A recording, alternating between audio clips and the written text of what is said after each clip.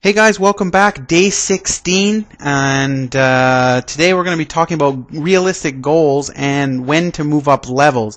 And this is a very important topic because what I find, and a lot of people, what they do is, let's say they go on a winning streak and start making money and they think they're ready to take on the next level, and they go up there not using a proper bankroll, not using the strategy outlined in this course, and then all of a sudden they find themselves broke and having to start over from scratch. And that's why if you follow this course the way it's done here with the bankroll and the steps and the strategies, you should never ever go broke ever again. But that's up to you. Obviously, if you don't follow it, then that you might wind up like 90% of the other poker players. But this is where they try to move up too fast because they're setting unrealistic goals. Okay. Before I get into that, let's recap what we talked about yesterday. We were talking about keeping records. So basically, I don't know if you had a chance to go sign up for Poker Office, the Office software there. It gives you really detailed statistics on your play, on your it breaks down your hands, your opponent's hands, got an odds calculator. So it's a pretty cool tool for you to go. So you can go check that out there, and make sure by yesterday you should be able to now calculate your sit and go rate.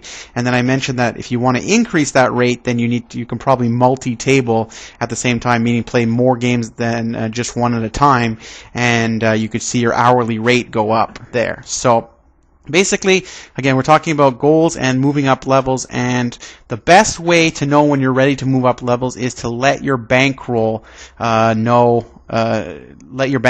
you know. And the easy way is if you're sticking to the bankroll management that we talked about in the lesson 1, is that you're always only going to be using 2% of your bankroll. So let's say you start out with $1,000 bankroll, you start playing the $20 sit and goes, you can build that up to, let's say, $1,500. Well, at that point, you take your $1,500, you divide it by 50, and now your new level is actually $30 sit and goes. So you try the $30 sit and goes.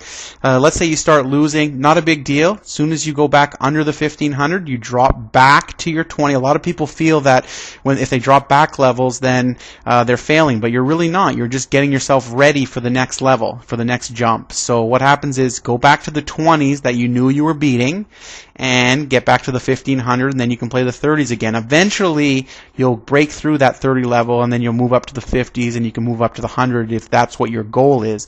But you need to take these steps, and if your bankroll is telling you that you need to drop back the levels, then you need to do that as well. So far too often I hear about people that what they'll do is they go on a winning streak, let's say at 20 sit and goes, and they, win 10 in a row or make themselves $200 in the space of a week, and then they turn around and go play the 50s. Well, they lose 4 in a row, and they just wipe their whole bankroll out playing at the 50s when realistically their bankroll wasn't ready for that level there. So if you stick to those things, you're virtually eliminating the possibility of going broke. If you don't, then you might wind up like the rest of the players. So you want to do that, and then also let's set some realistic poker goals. I get people come to me all the time. They're like, Sean, show me how I want to make $100 a day, which is like $3,000 a month. Show me how to do that. And then I'll ask them, well, what levels are you playing? They're like, well, I'm playing $5 sit and goes. Well, I go, is it possible to make $3,000 playing $5 sit and goes each month? Yes, it is, but you're gonna have to play like 2,000 of them. I don't know anyone apart from the real grinders here that are putting in 14, 16-hour days just playing 16 tables at a time that actually can do that. So that's not realistic. That's not a realistic goal.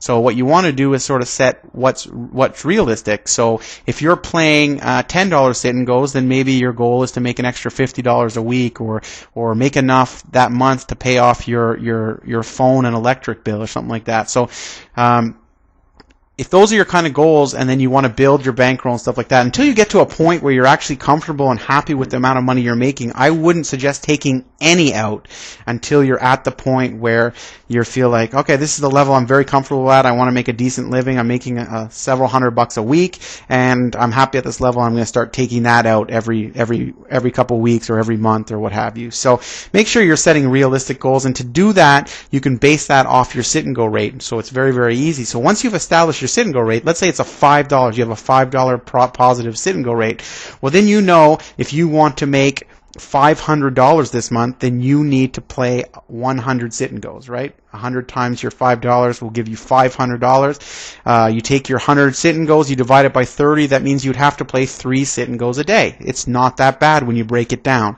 So do that exercise and figure out what your goal is and make sure it's realistic, and as you move up levels you can increase what you want your goal to be, and eventually you'll hit a sweet spot where you're very comfortable making, a couple thousand a month or what have you. So that's it for there. The homework, basically establish your levels based on your bankrolls. This kind of goes back to the beginning where we talked about the bankroll. Make sure you're playing at the levels that are comfortable for your bankroll. You don't want to be putting in more than 2% on any given sit and go. Okay. Calculate your sit and go rate. We talked about in the last one, so you should easily do that. Take your profit, the amount of money you've made, divide by the amount of sit and goes you played, and that should be your sit and go rate. And then make sure you set realistic poker goals. That's going to be your goals for today. Tomorrow's lesson, it's the final one. We're going to talk about some additional training and advanced and personalized training. So you're going to want to stick around for that one. That's it for today. Hope you enjoyed it, and I'll talk to you guys tomorrow.